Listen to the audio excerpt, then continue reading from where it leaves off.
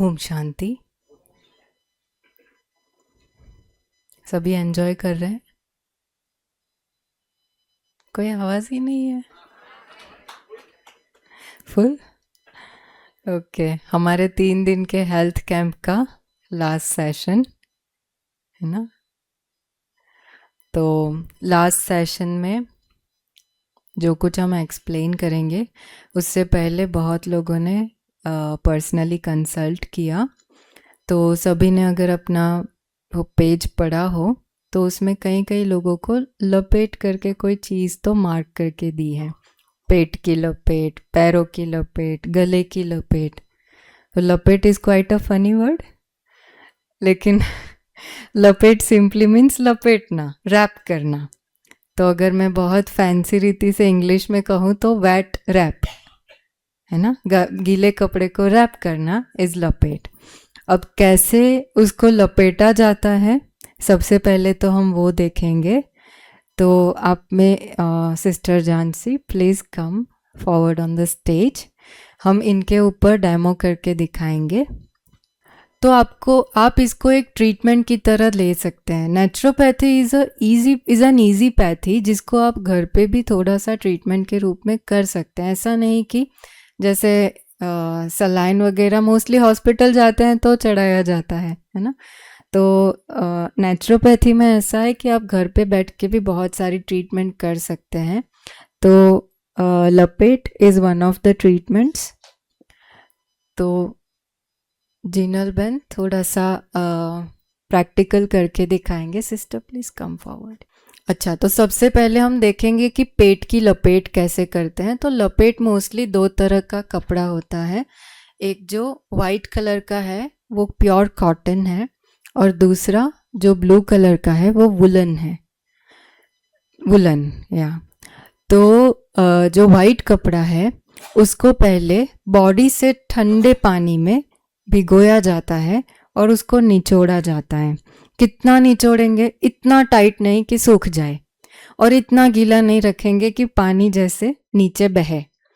हाँ, तो नॉर्मली उसको स्क्वीज़ करके पानी निकाल के फिर इसको रैप करना होता है। तो सबसे पहले दिखाएंगे पेट की लपेट। तो अभी तो इन्होंने कपड़े पहने हैं, लेकिन पेट की लपेट डायरेक्ट स्किन पर की जाती है।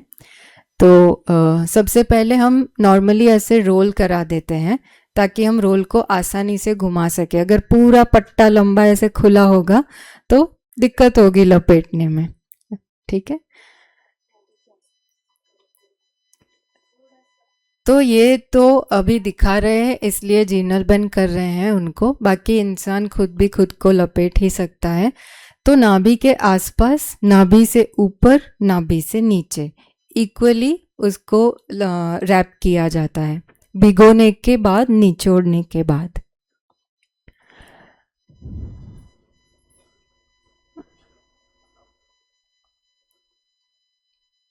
ठीक है, उसको थोड़ा सा टक किया। अब उसके बाद उसके ऊपर वुलन कपड़ा लपेटा जाता है। इसको हम ड्राई रखते हैं, इसको पानी में नहीं भिगोना होता है। थोड़ा ऊपर से जो गीला कपड़ा है वो पूरा कवर हो जाए वैसे उसको लेते हैं।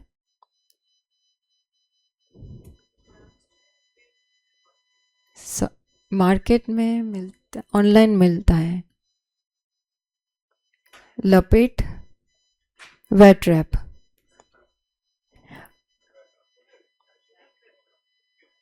वो कॉम्बिनेशन में ही आता है मोस्टली, क्योंकि ऐसे ही होता है। कॉटन के ऊपर वुलन लगाया जाता है, कॉटन को गीला किया जाता है, वुलन को ड्राई रखा जाता है। Woollen is to maintain the temperature, that cold temperature of water. जैसे हमने वो वाइट कपड़े को पानी में भिगोया, स्वाभाविक है ठंडे पानी में भिगो के निचोड़ेंगे तो वो कपड़ा ठंडा हो जाएगा। अब उसको रैप किया है तो बॉडी की हीट को भी वो एब्जॉर्ब करके थोड़ा सा तो वार्म होता है, लेकिन बाहर से भी अगर हीट है तो वो बहुत जल्दी गर्म हो जाता है। इसलिए उसके आसपास ये वुलन कपड़ा रैप किया जाता है ताकि थोड़ा टेम्परेचर मेंटेन रहे। अब जैसे हम देख सकते हैं तो ये लपेट करके 15 से 20 मिनट मैक्सिमम रखना होता है। ऐसा नहीं है कि आधा घंटा या पौना घंटा रख लिया तो ज़्यादा इफ़ेक्ट आएगा। अब ये करता क्या है क्योंकि ठंडे पानी में भिगोया था तो लपेट ठंडा हो गया। अभी आपने उसको रैप किया है तो दोनों का कनेक्शन है, हमारी स्किन और ठंडा कपड़ा। तो होगा क्या, टेम्परेचर बैलेंस होने की कोशिश करेगा, तो हमारा body in order to do that थोड़ा ठंडा हो जाएगा यहाँ का पार्ट। अब बॉडी की टेंडेंसी रहती है कि पूरे बॉडी में टेम्परेचर तो एक जैसा ही होना चाहिए, तो यहाँ का टेम्परेचर लो हो गया क्योंकि हमने रैप किया। तो बॉडी अभी टेम्परेचर इंक्रीज करने के लिए यहाँ ब्लड का फ्लो बढ़ाता है। जब ब्लड का फ्लो बढ़ता है तो यहाँ के सभी ऑर्गन्स को ब्लड सप्लाई अच्छे से मिलता है। तो यहाँ ही हमारे सारे वाइटल ऑर्गन्स हैं, हमारी आंतें यहाँ है, किडनीज यहाँ है, लिवर यहाँ है, पैनक्रियास यहाँ है। तो पेट के हिस्से से रिलेटेड जितने भी प्रॉब्लम्स हैं उन सभी में ये बहुत बहुत काम की चीज़ है। दिखने में बहुत सिंपल है, सोचोगे तो ऐसा लगेगा क्या ही फ़ायदा करेगा ये, लेकिन हमारा सालों का अनुभव है इस चीज़ के साथ, और स्पेशली जिनको कॉन्स्टिपेशन है उनके लिए तो ये चीज़ वरदान कहूँगी। आप अच्छा, ये मेडिसिन भी नहीं है कि मैंने एक गोली खाई दूसरे दिन इफेक्ट आ गया, नहीं, इसको आप रोज़ कंटिन्यूअस थोड़ा थोड़ा करते हैं। अच्छा, नॉर्मली सजेस्ट किया जाता है दिन में 2 बार, किसी को बहुत प्रॉब्लम होती है तो 3 बार भी कहते हैं, बहुत कम प्रॉब्लम है तो 1 बार भी बोलते हैं। तो ये चीज़ करने से धीरे धीरे इफ़ेक्ट आता है। ओके, डायबिटीज़ वालों के लिए भी बहुत अच्छा है। Should be done on empty stomach. Ideally कोई भी ट्रीटमेंट हो, कोई भी एक्सरसाइज हो, वो एम्प्टी स्टमक ही की जाती है। बहुत कम केसेस में जिनको बहुत इनडाइजेशन होता है तो ही फूड लेने के बाद बोलते हैं, बट आइडियली खाली पेट ही करना चाहिए। So there should be a gap of some half an hour, क्योंकि तब तक टेम्परेचर काफ़ी हद तक बैलेंस हो जाता है। सो आधा पौना घंटा जितना गैप ये किया, उसके बाद आधा पौना घंटा गैप, उसके बाद हम खाना खा सकते हैं। लिवर प्रॉब्लम, अगर फैटी लिवर है तो भी बहुत अच्छा, किडनी इश्यूज है तो भी बहुत अच्छा। आपको fat, if you have obesity, जैसे बहुत लोगों का पेट बढ़ गया है, कमर बढ़ गई है, तो उसमें भी वो बहुत हेल्प करता है। फिर जिनको बैक पेन रहता है, लोअर बैक पेन है, उनके लिए भी बहुत अच्छा। मॉर्निंग कर सकते हैं, नाइट को सोने से पहले, सो 2 टाइम करे तो बहुत अच्छा रिजल्ट मिलता है। Before food, yes. सर्दियों में भी यही मेथड, गर्मियों में भी यही मेथड। पर सायाटिका भी या कर सकते हैं, पर उसमें फिर थोड़ा नीचे से आपको बांधना पड़ेगा, बिकॉज सायाटिका ना लोअर साइड में रहती है। हाँ, खाना खाने के एटलीस्ट 2 घंटे बाद करें, 1.5-2 घंटे के बाद।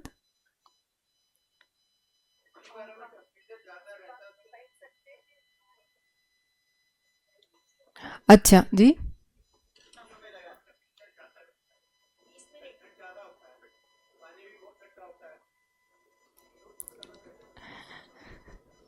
ये उतना ठंडा नहीं लगता है।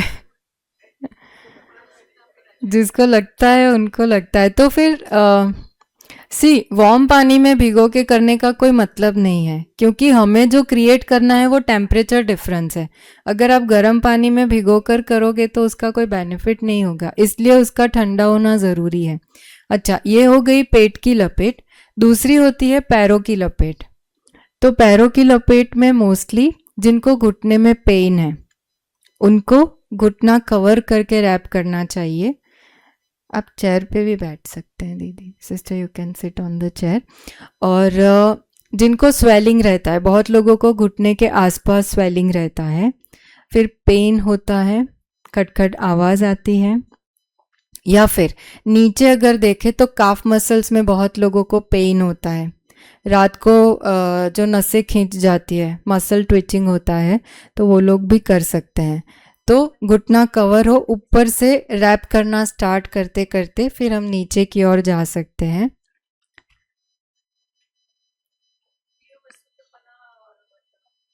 कोई भी प्रॉब्लम हो, ब्लड का फ्लो, जैसे वेरिकोज वेन्स हैं, तो उनके लिए भी बहुत उत्तम है ये।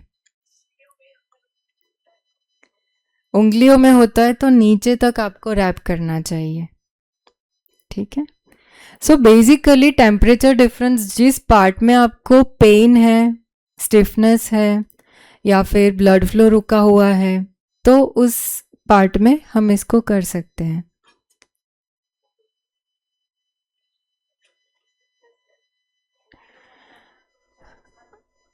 पंद्रह से 20 मिनट। हाँ, फिर जब तक प्रॉब्लम है, दवाई कब तक खाते हैं? जब तक प्रॉब्लम है। तो इसको कब तक करेंगे? जब तक प्रॉब्लम है। ठीक है, सभी को दिखाई दे रहा है? तो नॉर्मली पेट की लपेट खाना खाने के थोड़े टाइम के बाद भी कर सकते हैं, लेकिन ये सारी लपेट तुरंत नहीं कर सकते, नहीं तो ब्लड का फ्लो फिर गाइड हो जाता है नीचे की तरफ। तो इसको डेफिनेटली 1.5 से 2 घंटे के बाद तक नहीं करना चाहिए। 15 एनी लपेट 15 to 20 मिनट्स सेम वे। हाँ। और सी अगर आपके बॉडी में डेफिशिएंसीज है, उसकी वजह से हो रहा है, तो वो टोटली डिफरेंट रीज़न है। ठीक है, इन दैट केस ये चीज़ शायद आपको उतना रिजल्ट ना भी दे, लेकिन कई लोगों का ब्लड फ्लो ही उतना नहीं होता है एक्सट्रीमिटीज़ में। ठीक है, जो हमारा हैंड की एक्सट्रीमिटीज़ है या पैरों की मैं कहूँ, वहाँ तक अगर ब्लड का फ्लो प्रॉपर नहीं होता है और उसकी वजह से आपको टिंगलिंग या नमनेस वगैरह रहता है, स्टिफनेस वगैरह रहता है, तो इसमें ये बहुत हेल्प करेगा। बट मान लीजिए आप काफ़ी विटामिन B12 डेफिशिएंट है और वही रीज़न है इन सब का, तो फिर उसमें वो इतना हेल्प नहीं कर सकता है। ठीक है, आर्थराइटिस है तो कर सकते हैं। हाँ, कर सकते हैं, उसमें कर सकते हैं। और एक तीसरा लपेट वो गले का लिखा होगा बहुत लोगों को जिनको थायराइड की प्रॉब्लम है। तो मेथड यही है, वाइट पट्टे को गीला करेंगे और गर्दन के आसपास रैप करेंगे। ठीक है, सोचने में लगता होगा ना, पता नहीं काम करेगा कि नहीं, पर करिए करिए। हाँ, ये नहीं लगाएंगे तो भी चलेगा। टाइम सेम ही है, 15 से 20 मिनट। वो जैसे पट्टा गर्म हुआ तो उसका काम पूरा हो गया। कई बार वो हमारे बॉडी में इतनी हीट रहती है कि वो पट्टा पड़ा पड़ा सूखा भी हो जाता है, सूख भी जाता है। तो कहीं ना कहीं हमारे बॉडी की एक्सेस हीट को बैलेंस करने में भी ये बहुत काम की चीज़ है। जैसे फॉरेन में लोग उटपटांग खा भी ले, मैदा खाते हैं ना, हम तो मना करते हैं, फिर भी वो लोग स्विमिंग वगैरह करते हैं, तो पूरा बॉडी जब ठंडे पानी में अच्छे समय तक, लंबे समय तक रखते हैं, तो वही उनके बॉडी का हीट बैलेंस हो जाता है। हमारे यहाँ वो अभी सिस्टम उतना वाइडली हम प्रैक्टिस नहीं करते हैं, तो फिर ऐसी चीज़ें हमें अलग से करनी पड़ती है। ठीक है, तो जिनको थायराइड की प्रॉब्लम है, एटलीस्ट दिन में 2 बार गले की लपेट करिए। ठीक है, 15 मिनट 20 मिनट, गरम अगर नहीं भी डाले तो चलेगा, 15 मिनट तक सिर्फ गीली पट्टी लगाए तो भी ठीक है। अच्छा, जिनको छाती में मतलब लंग्स से रिलेटेड प्रॉब्लम है, स्पेशली जिनको कंजेशन रहता है या फिर छाती में पेन वगैरह भी रहता है, कई लोगों को पानी भी भरता है, तो इन दैट केस ऑल्सो लपेट बहुत हेल्प करता है। वैसे बहुत सारी अलग थेरेपीज़ भी हैं, लेकिन जो घर पे आप कर सकते हो। अब सोचने में लगता है कि हो ही रहा है कंजेशन और ये लोग ठंडा पट्टा लपेटेंगे तो क्या हालत होगी। तो हालत ये होगी कि ब्लड का फ्लो जब बढ़ेगा तो धीरे धीरे लंग्स अपने आप उसको बाहर निकालने की कोशिश करेगा। तो इनिशियली हमें लगता है कि मेरा कफ बढ़ गया, लेकिन ऐसा नहीं होता है। जमा हुआ कफ बॉडी गला गला के निकालता है, क्योंकि हीट बढ़ती है यहाँ पे टेम्परेचर बढ़ने की वजह से। ठीक है, विजिंग आता है। हाँ हाँ, स्नोरिंग, स्नोरिंग वो यहाँ का इश्यू है। हाँ हाँ, पर उसको कंजेशन से लेना देना नहीं है। हो सकता है चेस्ट कंजेशन भी हो, लेकिन स्नोरिंग बहुत अलग चीज़ है। उसके लिए फिर प्राणायाम वगैरह, भ्रामरी प्राणायाम, ये सब जो सिखाया है वो आप करेंगे तो उसका रिजल्ट अच्छा मिलेगा। बाकी बहुत सारे लोग स्टीम भी लेते हैं, तो वो भी एक, हाँ, क्योंकि कई बार यहाँ पे ही अंदर की ओर कंजेशन होता है, तो उसकी वजह से भी वीजिंग साउंड आता है। फिर कई लोगों को फैट यहाँ ही अंदर की साइड जमती है। वो फैट जब हमारे ट्रैक को क्लॉग करती है या ब्लॉक करती है। जैसे हम ऐसे सोते हैं तो ब्लॉकेज होता है, उसकी वजह से वीजिंग साउंड आ सकता है। तो ये ब्लॉकेजेस कब जाएंगे? जब एक्सेस फैट वहाँ से जाएगी। तो ये जो गर्दन की एक्सरसाइज कराते हैं तो वो भी बहुत हेल्प करती है उस फैट को बर्न करने में, है ना। चीज़ें बहुत सारी है, लेकिन ये सभी को समझ।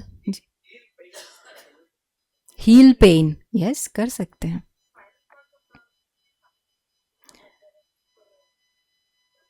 कर सकते हैं, कोई भी जगह का पेन है, कोई भी जगह स्वेलिंग है तो हम कर सकते हैं। बेस्ट चीज़ है कि इसका कोई साइड इफ़ेक्ट नहीं है। हमने आज तक हमारी इतनी लंबी प्रैक्टिस में किसी ने भी कभी साइड इफ़ेक्ट नहीं देखा है। तो एटलीस्ट करिए थोड़ा टाइम। स्पेशली कॉन्स्टिपेशन है उनको तो मैं खास कहूँगी पेट की लपेट करिए, है ना। कितना टाइम पूछा ना, तो थोड़ा टाइम तो जाएगा। 1 महीना करिए, थोड़ा अच्छा रिजल्ट मिले तो 2 महीना करिए, है ना। एक्सेक्टली। इतना है कि एक ही चीज करने में कंटाल जाते हैं हम। कंटाला बोलते हैं ना हिंदी में, मुझे नहीं पता, कंटाला बोलते हैं। बोर हो जाते हैं हम। ये क्या पट्टा गीला करो लपेटो, ऐसा बोर नहीं होना, नहीं तो रिजल्ट नहीं मिलेगा। बहनों को पीस लिया है इसमें। हम्म, हाँ, फंडामेंटल तो यही है, बोर नहीं होना। ठीक।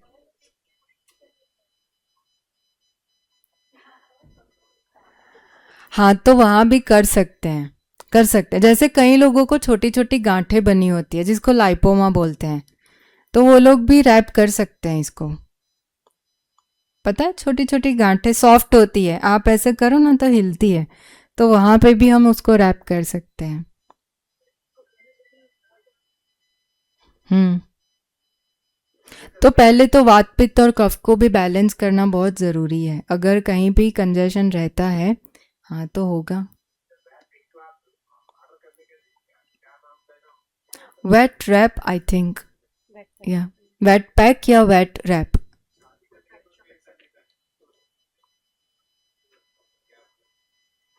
How much gap? I think we don't need much gap, immediately भी कर सकते हैं।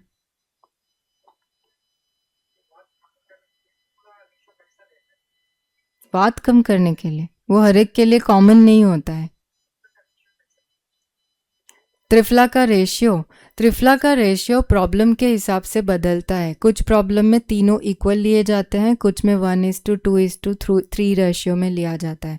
तो अकॉर्डिंग टू प्रॉब्लम वो सजेस्ट किया जाता है। जैसे आप त्रिफला गुनगुने पानी के साथ ले रहे हैं तो उसका रेशियो अलग होता है।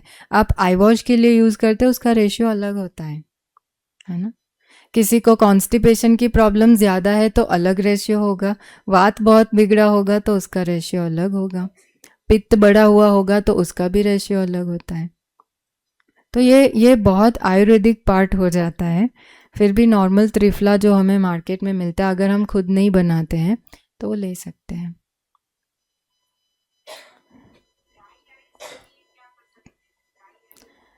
ड्राई आइज के लिए नॉर्मल पानी से हम थोड़ी थोड़ी देर में वॉश कर सकते हैं। अच्छा, ऐसे छलका छलका के नहीं धोना चाहिए। आई वॉश के कप्स आते हैं, तो पीने का पानी हमेशा याद रखिए, टैप वाटर यूज़ नहीं करना चाहिए। पीने का जो पानी होता है, अगर उबाल के हमने ठंडा करके लिया है तो अति उत्तम, उससे ही आई वॉश करना चाहिए। क्योंकि जब कोल्डर देन द बॉडी वैसा पानी भी होता है तो एक प्रकार से वो लपेट जैसा ही काम करता है। दूसरा, आप जो हमारा नॉर्मल हैंकरचिफ होता है तो उसको भी ठंडे पानी में गीला करके आँखों पर पट्टी करके लेट सकते हैं। That helps. खीरा भी लगा सकते हैं, खीरा खा भी सकते हैं, खीरा लगा भी सकते हैं।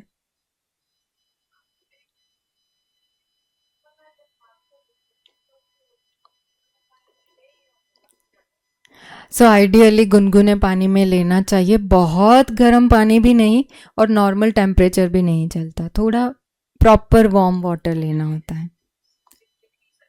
हाँ जी, जैसे जबान जले ना, बस उतना पानी लेना चाहिए।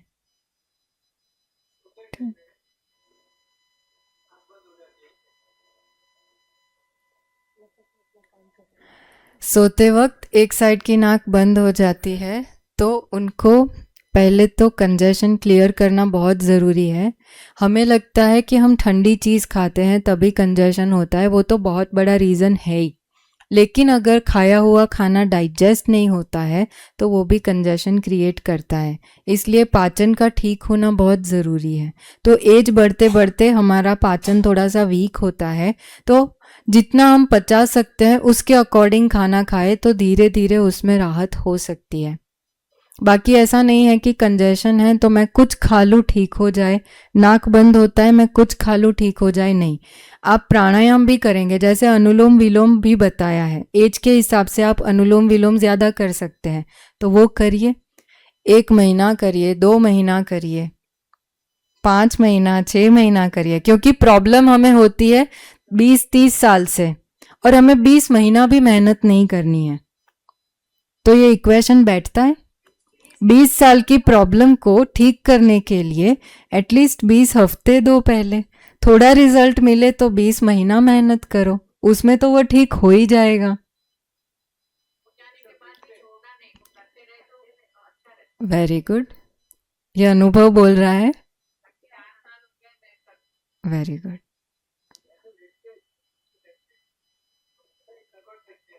हाँ हाँ, लेकिन उसको इम्बैलेंस कहेंगे, वो धीरे धीरे बैलेंस करिए, ठीक हो जाएगा। इतने सारे दिनों में जो जो चीज़ें ध्यान पर दिलाई है, जहाँ जहाँ पे हमारी गड़बड़ होती है पहले आप उसको चेंज करो। अगर अभी तक सुबह दूध ले रहे थे, दूध नहीं तो चाय के रूप में भी दूध ले रहे थे, उसको बदलिए। दही अगर शाम को ले रहे थे, छाछ अगर शाम को ले रहे थे, कढ़ी बनाकर ले रहे थे तो उसको परिवर्तन करिए। चावल अगर तीनों टाइम ले रहे थे, एक टाइम लीजिए, क्योंकि चिकनी चीज़ कफ को बढ़ाती है बॉडी के अंदर। चावल गलत नहीं है, चावल हेल्दी ही है, लेकिन अगर मेरा बॉडी डाइजेस्ट ना करे तो वो गड़बड़ करेगा।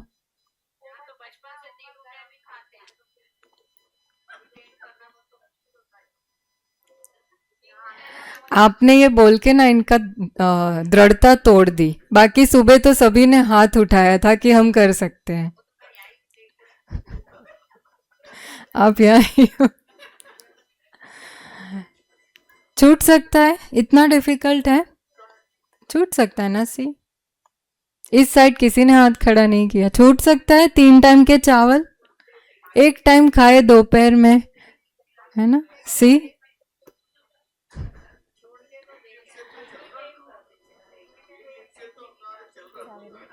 चल रहा है ना, चलो अच्छा है, ठीक है। बाकी एक एक क्वेश्चन था कंसल्टेशन के टाइम पे बहुत लोगों का कि विटामिन B12 भी नेचुरली बढ़ाना है तो हम क्या ले सकते हैं। तो शायद राब जैसा कुछ लिख के भी किसी किसी को दिया है, तो छाया दीदी सभी को उसकी रेसिपी समझाएंगे, नोट कर लीजिए। फिर से मैं कहती हूँ, नेचुरोपैथी स्लो प्रोसेस है, इसको करने के लिए धैर्यता चाहिए। धैर्यता मीन्स पेशेंस, और पेशेंटली करते करते लंबे टाइम तक हम स्टिक रहे, उसके लिए चाहिए दृढ़ता, डिटर्मिनेशन कि मुझे करना ही है, करूँगी, अच्छा रिजल्ट मिलेगा। ठीक है, तो ऐसा नहीं है कि आज आपने राब खा ली कल B12 बढ़ जाएगा तो कंटिन्यूअस थोड़े दिन उसको खाना पड़ता है। तो अब कैसे बनाते हैं वो छाया दीदी बताएंगे। Very good question. तब तक मैं सुना दूं नहाने में क्या यूज़ कर सकते हैं। अच्छा, नहाने में हम सोप यूज़ करते हैं नॉर्मली, या बॉडी वॉश? केमिकल है, केमिकल है या नेचुरल है? केमिकल है ना। हमारी स्किन को सांस लेना आता है, आता है। जैसे हमारे लंग्स सांस भर के छोड़ते हैं, वैसे हमारी स्किन भी सांस लेकर छोड़ती है। तो जब वो सांस लेती है मतलब वो चीज़ों को एब्जॉर्ब करती है, तो जैसे हमने साबुन लगाया है वो केमिकल को तुरंत एब्जॉर्ब कर लेती है हमारी स्किन। तो वैसे तो हम खाते हैं, डाइजेस्ट होता है, फिर ब्लड में फैलता है। यहाँ पे डालो तो सीधा अंदर एब्जॉर्ब हो जाता है। तो हमारे जो पूर्वज थे वो तो साबुन को समझते नहीं थे। वो लोग क्या लगाते थे, तो मिट्टी यूज़ करते थे। आज के टाइम में हम मिट्टी से नहाने जाए तो गटर जैम हो जाएंगी। तो हम क्या यूज़ कर सकते हैं, बेसन का आटा या फिर मसूर की दाल का आटा। अब बेसन से कईयों की स्किन ड्राई हो जाती है, तो थोड़ा सा उसमें दूध मिला सकते हैं या फिर मलाई या फिर थोड़ा कोकोनट ऑयल, और उसको मिला के पानी डाल के घोल बना पेस्ट बना के उसको रब करेंगे तो तुरंत वो हमारी स्किन का जो ऑयल है उसको पुल आउट कर देता है, क्योंकि ऐसे ही स्किन ड्राई हो जाती है। तो जब वो ऑयल को पुल करता है साथ साथ वो डर्ट को भी पुल कर सकता है। तो एक तो ये तरीका है। और सबसे उत्तम, जब हम छोटे थे, है ना, खुद से नहाना स्टार्ट किया तो हमने साबुन से खुद को साफ करना शुरू किया, लेकिन उस टाइम पे वीक में एक दिन फिर मम्मी नहलाते थे। कैसे? वो कपड़ा घिस घिस के नहलाते थे। हम रोते थे, मम्मी मैं रोज नहाती हूँ। फिर वो मम्मी हमको ऐसे कपड़े घिस के वो काला कालापन दिखाते हैं कि ये देखो तुम नहाते हो। तो कपड़े से घिसना वो बेस्ट है। कॉटन के कपड़े से घिस कर नहाना वो सबसे उत्तम है। अगर कोई सोचे कि पता नहीं सफाई होती होगी या नहीं, तो वो कालापन वो उसका प्रूफ है ना, कि हमारी स्किन साफ हो रही है। जब आप घिस के नहाते हैं तो एक टाइप से मसाज भी हो जाती है। जब साबुन से हाथ से नहाते हैं तो उतनी मसाज नहीं होती जितनी कपड़े से होती है। तो बेस्ट है कपड़े से नहाना, आटे से नहाना। फिर भी हम पेट साफ वगैरह किया है तो हैंड वॉश थोड़ा सा उतना तो हम लिबर्टी लेते हैं कि यूज़ करें, बाकी मिट्टी उत्तम है। छाया दीदी ने बोला मैं लिंक शेयर कर सकती हूँ, तो वहाँ पे शायद रख देंगे, आप उसको स्कैन करके ले सकते